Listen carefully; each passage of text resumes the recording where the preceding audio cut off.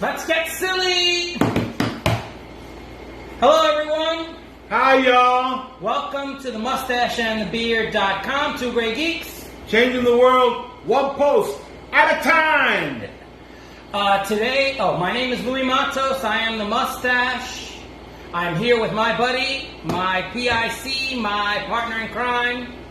Junior Figueroa, aka The Beard, coming to you live from a not so sunny Puerto Rico. We're having another rainy day, which is why we're indoors, under the AC, beautiful surroundings with my bestest. So life is good. Mm-hmm. Life is good. It's good to be an American. Yes, it is. It's good to be an American. Yeah, we're kind of psyched and happy, and we were giddy, as you could tell from our last video. Red Capers number 50. And so we're moving along. We are doing our Ask Two Grey Geeks number 7 video today. Oh, wise bearded one, what is in that Ask Two Grey Geeks video? Well, first off, I want to say something. What? Okay. If any of you are wondering, why I haven't shaved or why I haven't cut my hair, in such a long time, I'm sure they've been wondering that. Yeah, I'm sure they have. I just wanted to let you guys know I've been working as Mel Gibson's stunt double in his new movie Fat Man. Okay, the trailer is out, so if you get a chance, check out the trailer. But I have to tell you, those of you who probably don't know, Mel Gibson is really uncoordinated. Very, very unathletic. So they hired me to do the stunts for him, and so in that movie, any running around you see, the fight scenes, it's me. It's not Mel Gibson. But we wrapped up the movie, so I don't have to look like this anymore. So I'll be shaving soon and cutting my hair. But I just want to let you know that. Check it out. The trailer's out. Fat Man, and go see the movie. That's me in there running around. Okay. Now, what was the question? Ask Two Grey Geeks. Oh, Ask Two Grey Geeks. Ask Two Grey Geeks. Well, we told you, our wonderful followers, that if you had any questions, to ask us, that we'd be happy to answer your questions, and if it involved any research, that we'd be happy to do it. And you responded, boy, did they respond. But we thought it was going to be like yes or no questions, but you gave us really thought-provoking stuff that takes a little bit of work. It worked for us. It's a four-letter word, ending K. We did it. We're doing it, and today we're going to do another. What number is this? Number 7. Number 7. This Ask is Two Grey Geeks number 7. Seventh Ask Two Grey Geeks. Number 7. All right. The question that was asked of us, and I'm going to read it here, is if you were going to recommend a Western to someone who had never watched one with tropes indicative of the genre, what would it be? And why? Yeah. All right. So the very first thing I did when we were doing our research was I looked up the word trope. I mean, I know what it is, but I want us all to be on the same page as to what a trope is. And I love that about it. I love that about it. Okay, so trope is a convention or device that establishes predictable or stereotypical representation of a character setting, scenario in a creative work. So it's basic. When you mention Western, you got to know what kind of a Western would it be if it didn't have horses in it. Can you call it a Western? I don't know if you'd probably call it a mashup, maybe of sci-fi. That's an interesting question. Is there a Western with no horses? I don't think I've ever seen one. But me neither. All right. So yeah, that was my first. I wanted to make sure we were all on the same page. And then I said, well, probably any Western you'd be able to show, but you want to show something interesting, something that's going to make somebody want to watch Westerns. So I came up with Silverado, 1985. Oh my God, one of my favorite movies. And do you know that they have it free on Amazon Prime right now? I know, I watched it last night. I wanted to make sure, and I was like, well, I'm going to go through the tropes. You should have told me. I would have watched it last night too. All right, so it has Scott Glenn, right. Jeff Fahey. I mean, it has an all-star cast: Danny Glover, Kevin Kline, Kevin Costner. All before they became famous. I know, Kevin Costner is a reed thin little. He looks so young. I'm like he's in his 20s. John Cleese, Linda Hunt, Brian Dennehy, Jeff Goldblum, and Lynn Whitfield. Lots of stars. Okay, so now I am going to go through the movie just to tell you what some of the tropes are that you could probably see in practically every Western has at least one or two of these elements. All right, so the movie starts with a man asleep in a shack, and the camera pans to his saddle. Yeah. His rifle. His Winchester rifle. Right. His Colt 45 in the, and it's like they're showing us what this movie is going to be about. So right away, and then there's a shootout. Right. So right in the beginning, it starts off with a shootout, and then he gets on a horse, and he takes one of the other horses. The horse... Right, he takes somebody he killed. Yeah, well, one of the guys that he killed. He killed 4 of them, right? And he takes one of the horses, and he sees that there's a brand on the horse. Right. So he's going to go after whoever has this brand. We see in Westerns that the person loves his horse, loves his hat, because he finds a person lying down in the desert when he's going through the desert. He's going to do his investigation. He's riding. These vistas are gorgeous. In Westerns, you have these vistas. It's wide open spaces. And we see it's kind of like a lonely life, because it's like boom, boom, switching of vistas for like 3 minutes. You're like seeing different vistas. Well, which is to let you know that he's been traveling. For a while. It's not, it's not that he left the line shack and then met the guy, a half hour later. Yeah. So Kevin Kline is lying in his long underwear in the sand. And understand that in those days, he's the equivalent of being naked. Granted that he's got long underwear, but being in your long underwear in those days is inappropriate. It's considered you're naked. So so we go to the town, because he lets him ride on the horse after he gives him. He rescues him. Yeah, and there's not a lot of talking between cowboys. That's another staple of the genre. There's, where are you going? Silverado? Want to come along? Sure. And so they ask him, where's the horse going? I'm going wherever the horse is going, because I ain't walking. Right. So, you get, but cut, clip, words. It's not like this long exposition. Well, I'm thinking of going down this way, and then I'm going to go there. And it's nothing, not short, clip sentences. It reminds me of that scene in Magnificent Seven where he said the guy asked Brenda,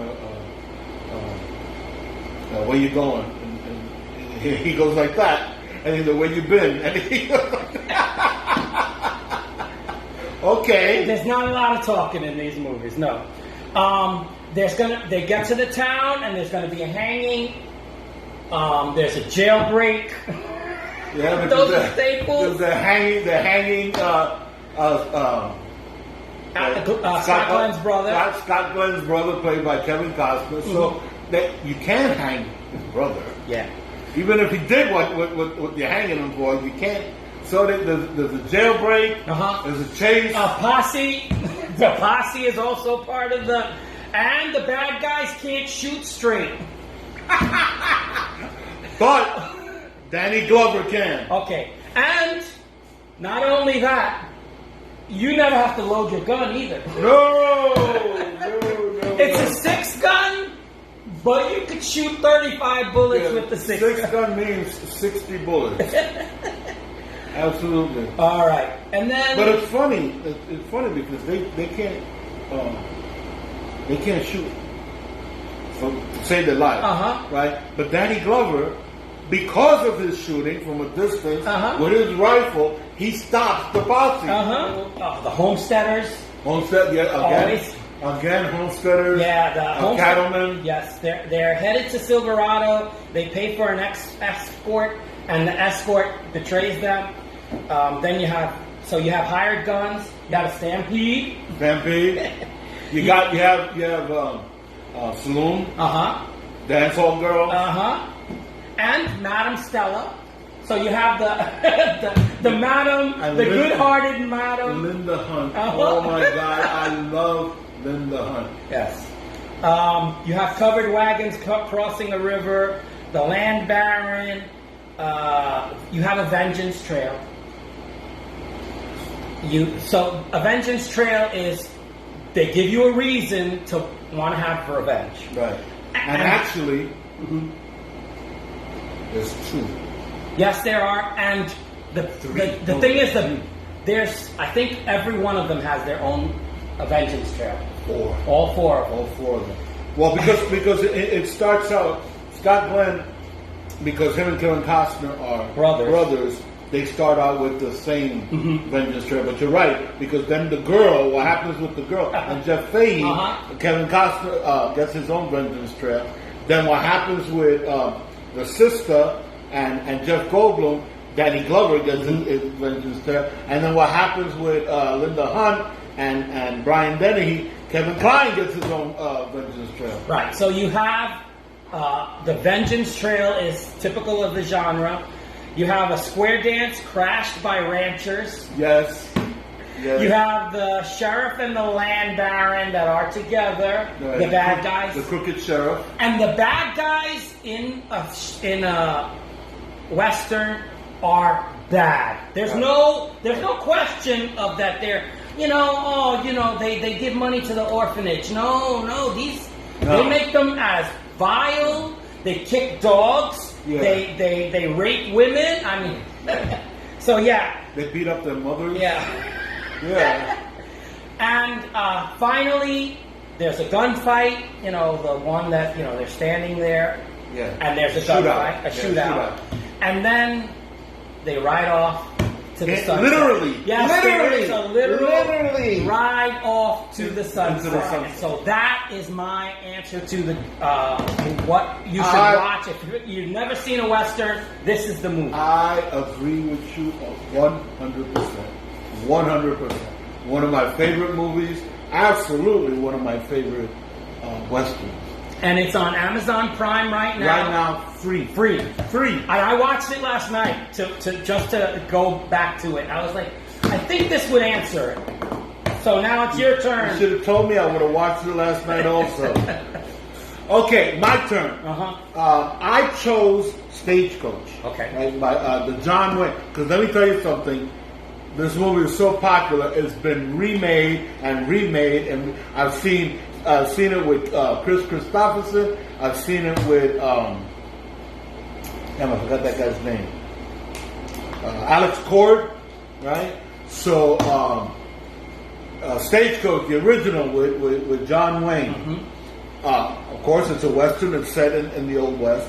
The basic story is that you have a bunch of different people on a stagecoach going through the wilderness to get from one town to another. That's what stagecoaches did. Only in this particular case, there's an Indian uprising. So this diverse group of relatively ordinary people are facing this situation, and the movie's about how they handle it, how they come together as a group, as a team, how they see each other through this mess, right? But it does have, it has certainly, and it has a love story and a dynamic ending. Vistas. It's got vistas. It's got vistas. It's got, well, the stagecoach itself is a trope. The hero is an outlaw. Outlaws as heroes is a Western trope. Okay, and you got horses. All 7 of those characters are tropes. Character tropes. Right. You've got the prostitute, the whore with a house with a heart of gold, right? You've got the frontier doctor. You've got the gambler, the southern gentleman gambler, right? You actually have the gunslinger. The gunslinger. You've got the sheriff, because the sheriff is riding shotgun on the stagecoach. You have the stagecoach driver, which is your comic relief. He's a fat guy, funny guy. He's your comic relief. So. You're right. All the characters are tropes in themselves. The situation, not the situation so much, but the fact that it's an Indian it's Indians, cowboys and Indians. That is a trope in itself. Vengeance Trail. This is why the reason why the protagonist is an outlaw is because of what was done to his family and his getting revenge. Right. And the reason why his being an outlaw is the reason why the one riding shotgun is the sheriff. And you have this wonderful love story between the outlaw and the whore with a heart of gold, and you got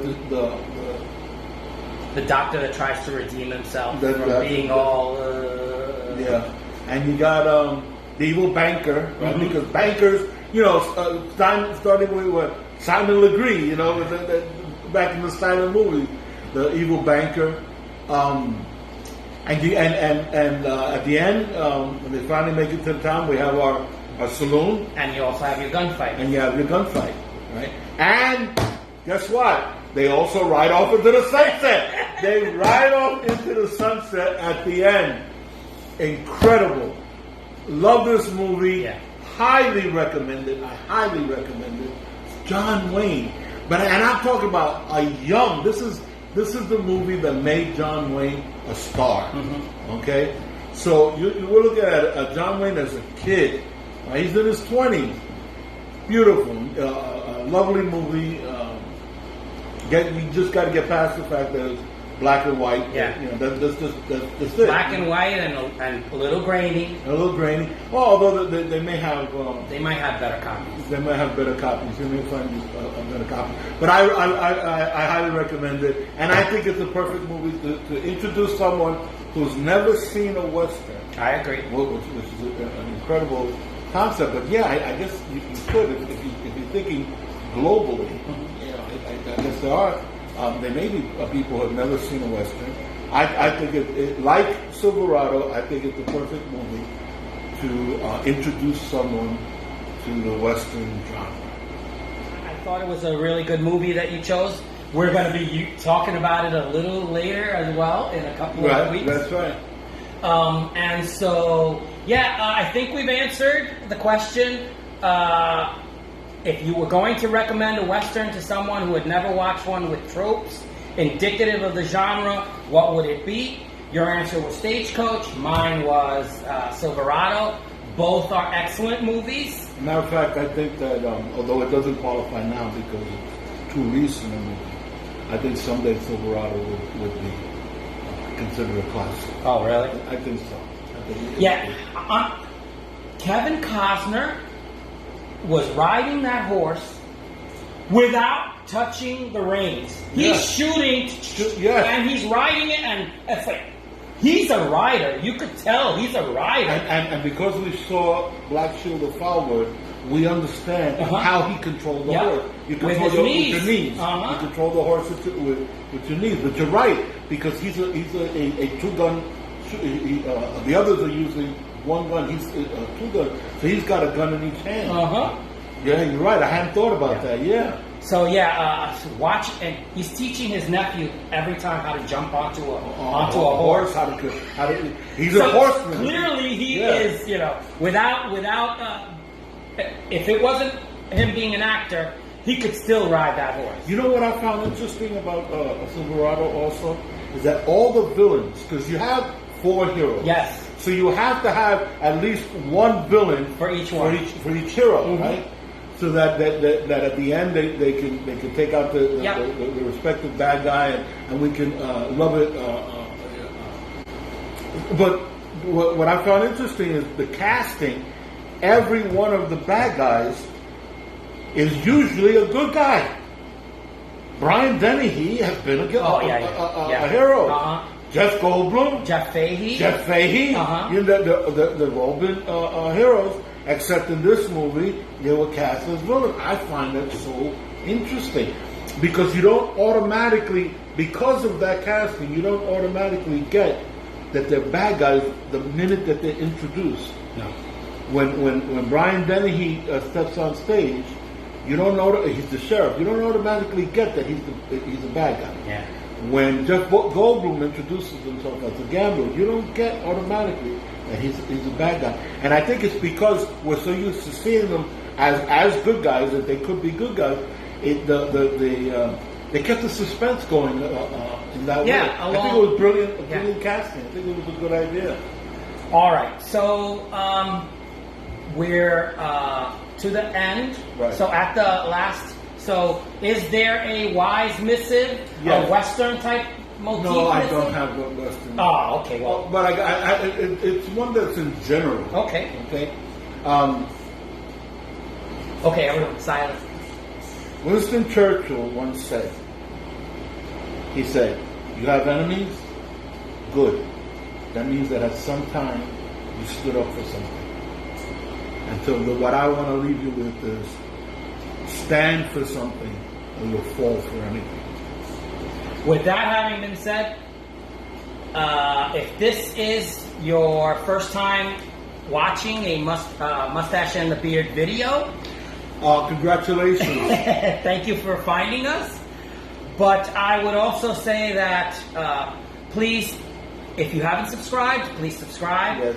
I invite you to subscribe. We try to make all of these videos as entertaining as possible, As accessible while as possible. informing you. If something we've said has stirred that you have to make a comment, please do so. Please do so. We welcome any comments. If you have questions, if you have suggestions, Yes, please. We want more questions for Ask Two Grey Geeks. Tell us what we got right. Tell us what you think we might have gotten wrong. Make sure you press the like button. We always thank you for watching. My name is Louis Matos. I am the Mustache. I'm Junior Figueroa. I be the beard. See you later. Hasta la vista. Take it easy.